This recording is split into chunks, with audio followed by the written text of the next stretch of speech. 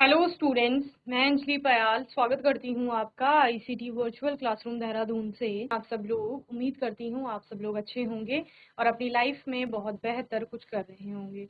आज हम बात कर रहे हैं क्लास 11th की केमिस्ट्री की और चैप्टर 1 आपका यहाँ पर चल रहा है some basic concepts of chemistry.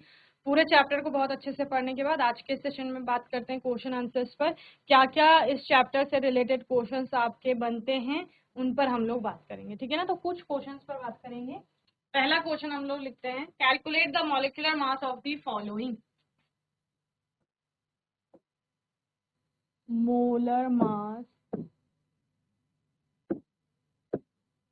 Of the following, ठीक है ना।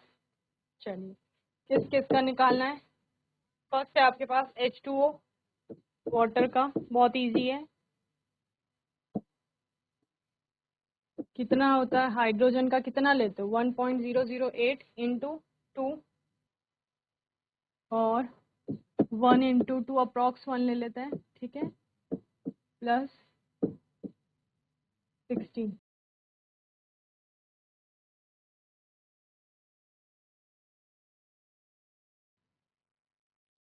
ग्राम पर मोल। सेकेंड,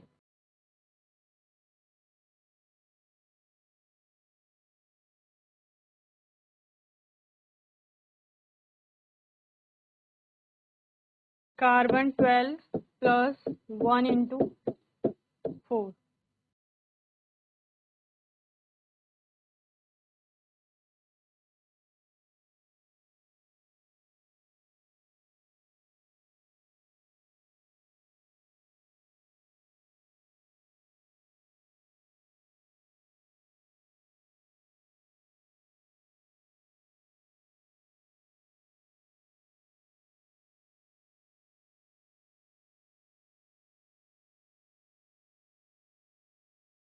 चलिए, नेक्स्ट क्वेश्चन है,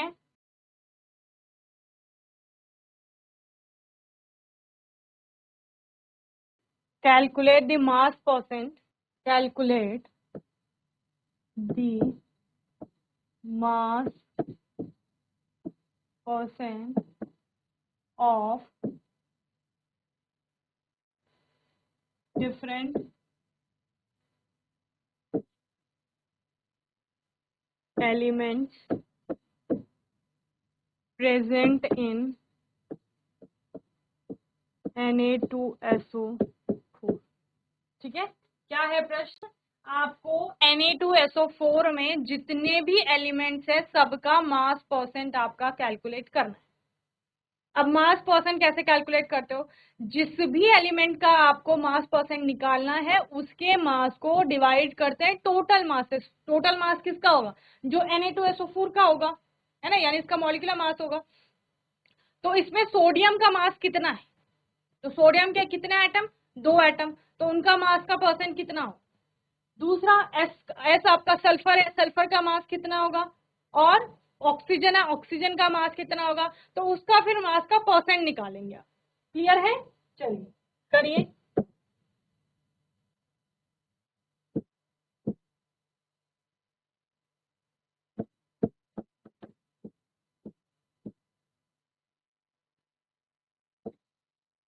सबसे पहले मोलर मास निकाल लेते हैं Na2SO4 का,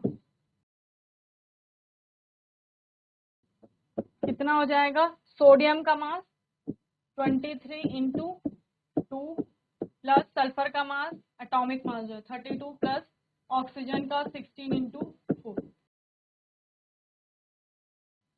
करिए सबको मल्टीप्लाई देन ऐड, तो कितना आ जाएगा आपका 142 ग्राम पर मोल आ जाएगा। ठीक है, ये आपका मोलर मास ऑफ Na2SO4 हो। देन अब निकालना क्या है आपको, मास परसेंट निकालना है, ठीक है ना, एक एलिमेंट का। तो उससे पहले मास निकाल लीजिए, मास ऑफ Na इन किसमें, Na2SO4।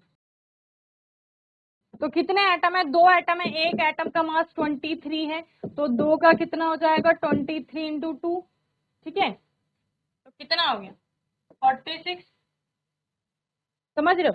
Then mass of sulphur in Na2SO4, तो सल्फर तो क्योंकि एक ही एटम है तो कितना हो जाएगा 32, ठीक है। Then mass of oxygen in Na2SO4, तो 4 है इसके, तो 16 इंटू 4,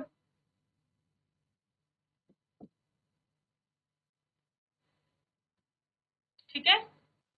चलो अब करो, अब सबके द्रव्यमान आ गए आपके पास। चलिए क्या निकालना है, एलिमेंट का मास परसेंट निकालना है। Mass percent of element is equal two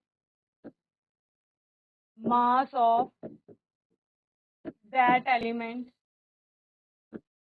upon mass of the compound और मोलर मास। किस कंपाउंड का, जिसमें आपका जो एलिमेंट है वो 100 कर देंगे, ठीक है। ये जनरल फॉर्मूला है जो आपका तीनों एलिमेंट्स के लिए आएगा, क्योंकि हमने तीनों का क्या निकालना है, यहाँ पर मास परसेंट निकालना है। ओके, चलिए now mass percent of Na, तो Na का मास परसेंट क्या होगा, मास ऑफ दैट एलिमेंट, यानी Na का जो मास है, Na का मास आपने कितने लिया था 46 निकाला अभी, ठीक है, upon molar mass of the compound, यौगिक का मोलर मास कितना निकाला था 142 निकाला था, इनटू क्या कर देंगे 100, ये क्या आ जाएगा, इसका मास परसेंट आ जाएगा, ठीक है। अब आप क्या करेंगे इसके बाद, मास परसेंट ऑफ सल्फर, ठीक है, and mass percent of oxygen करिए। चलिए एक और क्वेश्चन लिखिए,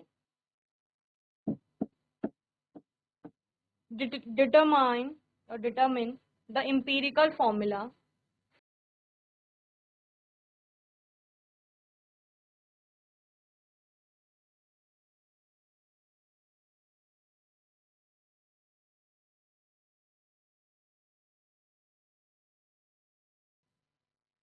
of an oxide of iron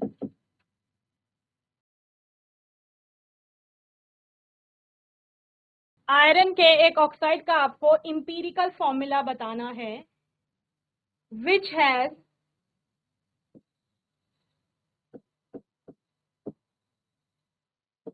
69.99% iron, जिसमें कि 69.9% आपका आयरन है, 30.1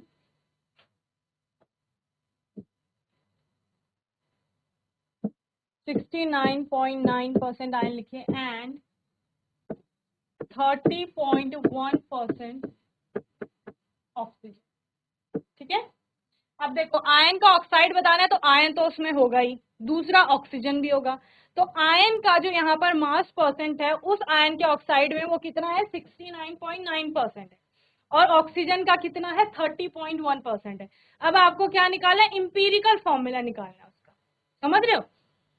अब इंपीरिकल फॉर्मूला निकालने के लिए पहले आप क्या निकालेंगे, पहले इनका द्रव्यमानों का जो अनुपात है वो निकालेंगे, ठीक है, देन आपसे उससे क्या निकल जाएगा, फॉर्मूला निकल जाएगा।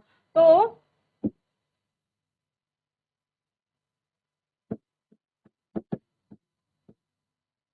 सोल्यूशन में लिखिए, percent of iron by mass, जो गिवन है आपको, गिवन क्या क्या है, percent of iron by mass is equal to 69.9%, ठीक है ना। Then percent of oxygen by mass is equal to 30.1%, ये दो चीजें आपको गिवन है यानी दी गई हैं। Now we know that atomic mass of iron, है ना, कुछ चीजें तो आपको पहले से भी पता होती है, atomic mass of iron is equal to, atomic mass of iron is equal to 55.85, 55.85, approx 56 भी आप ले सकते हैं, ठीक है ना। देन सेकेंड वन इज, आपको क्या ज्ञात है, atomic mass of oxygen, that is 16, you ले सकते हैं, AMU ले सकते हैं, ठीक है ना। ये दो चीजें आपको पता है, ठीक है। अब हमें क्या निकालना है, हमें पता करना है कि कितने मोल्स है वहां पर आयन के, किसमें, आयन ऑक्साइड में। तो रिलेटिव मोल हम उन्हें बोल सकते हैं, ठीक है ना। So relative moles of ion in ion oxide is equal to, क्या हो जाएगा, जो आपने वो मास का परसेंट जो आपके पास है ना, उसको आप डिवाइड कर देंगे किससे, उसके atomic mass. Okay, so percentage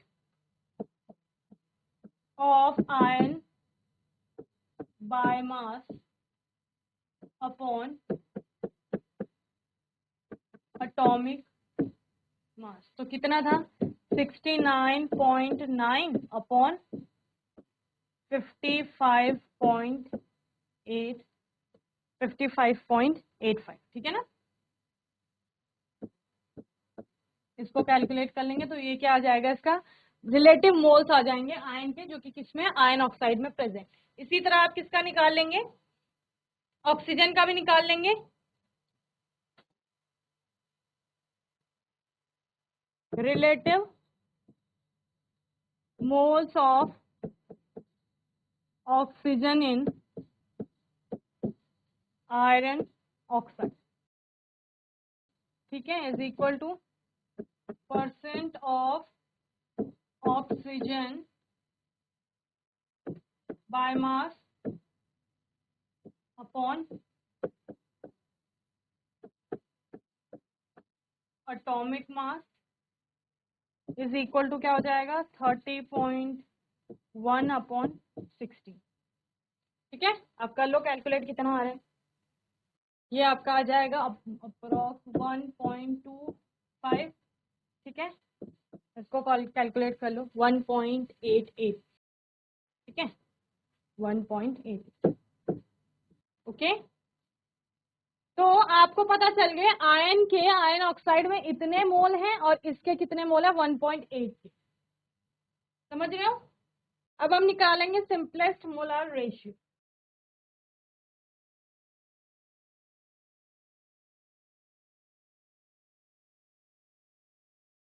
जो कि आपका कैसे आएगा, 1.25 अपॉन 1.25, इसका रेशियो लेंगे किसके साथ, 1.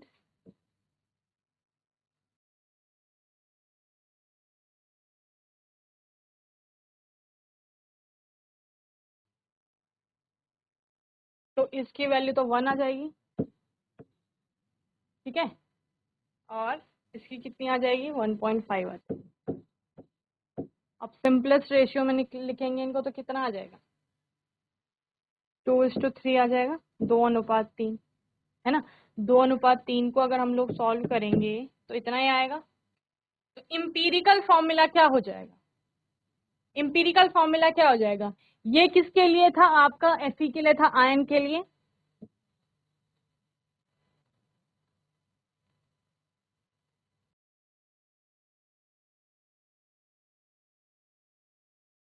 तो Fe2 हो जाएगा और ऑक्सीजन कितने हो जाएंगे, 3, Fe2O3, ठीक है। चलिए आपका एक स्टोइक्योमेट्री वाला टॉपिक था, उससे रिलेटेड क्वेश्चन कर लेते हैं। वो टॉपिक आपने देखा नहीं, पर उसमें सिंपल सी बात होती है कि कोई बैलेंस रिएक्शन है, उसमें आपके कितने मोल्स हैं, या कोई आपका एटम है, उससे आप पता कर सकते हैं। अगर उसके मोल चेंज करेंगे तो उसमें आपका पर्टिकुलर जो एलिमेंट्स होंगे उनके नंबर ऑफ मोल्स भी चेंज होते हैं, ठीक है ना। तो इसी से रिलेटेड आपका एक क्वेश्चन है, सिंपल सा टॉपिक है वो आपका, इन 3 मोल्स ऑफ इथेन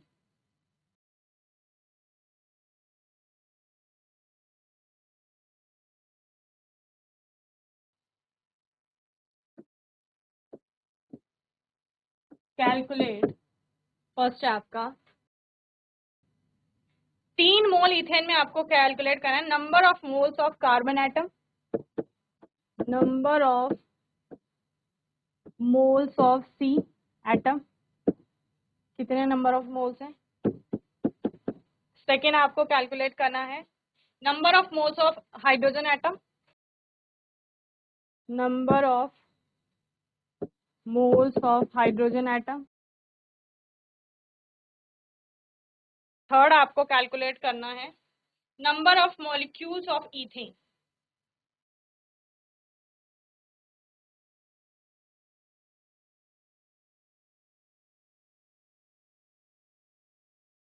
ठीक है, चलिए करते हैं।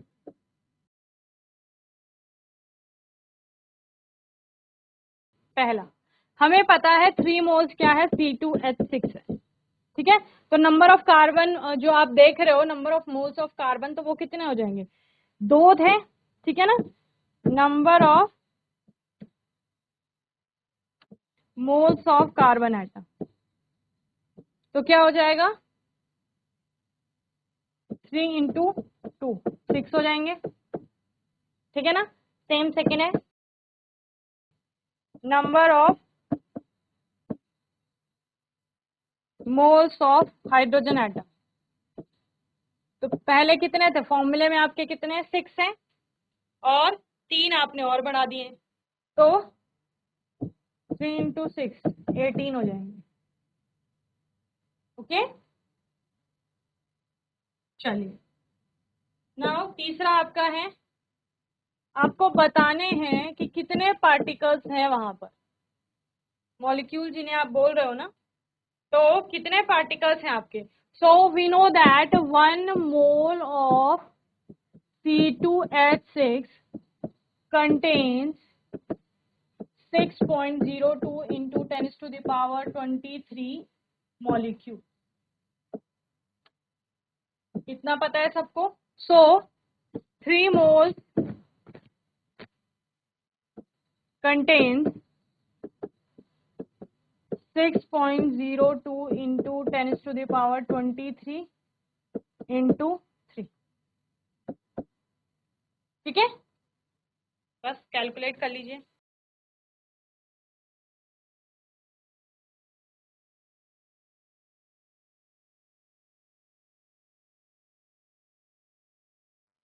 इतने मॉलिक्यूल। ठीक है, चलिए एक क्वेश्चन दे रही हूँ होमवर्क में, ये आप लोग करके लाएंगे।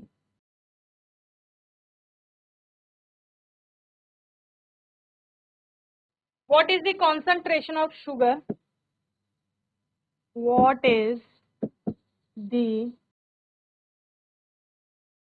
concentration of sugar C12H22O11।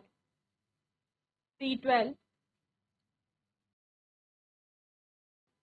ये होता है आपका शुगर का फॉर्मूला है। इन मोल पर लीटर आपको बताना है, इन मोल पर litre.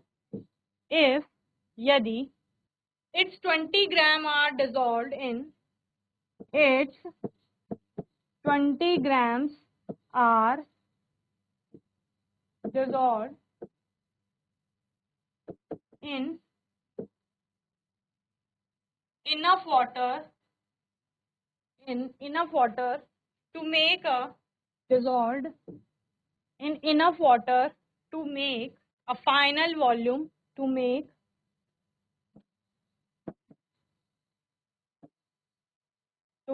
a final volume up to 2 litre. ठीक है, चलिए तो आपको एक तो कंपाउंड बताई गया ये है। ठीक है ना, इसका क्या निकाल लेंगे, यहाँ से मॉलिक्यूलर मास निकाल लेंगे। गिवन मास आपके पास है, दिया गया भार जो है इसका, इससे नंबर ऑफ मोल्स इसके निकल जाएंगे। किसमें मिलाया जा रहा है, विलायक में, यानी कि जल में मिलाया जा रहा है। मिला करके 2 लीटर का सोल्यूशन बनाया जा रहा है। कॉन्सेंट्रेशन किसमें व्यक्त करनी है, मोल पर लीटर में व्यक्त करनी है। अब आपको देखना है कि मोल पर लीटर कौन सी टर्म की आपकी क्या है, यहाँ पर मात्रक है। तो जिस टर्म के लिए वो मात्रक यूज हुआ होगा वही आपको कैलकुलेट करना है। समझ रहे हैं, तो इतना आपको स्वयं से करना है। आने वाले सेशन में आगे कंटिन्यू करेंगे। बाकी कोई डाउट होगा, क्वेश्चन होगा तो आप लोग पूछ लेंगे। तब तक के लिए ICT वर्चुअल क्लासरूम से जुड़ने के लिए धन्यवाद।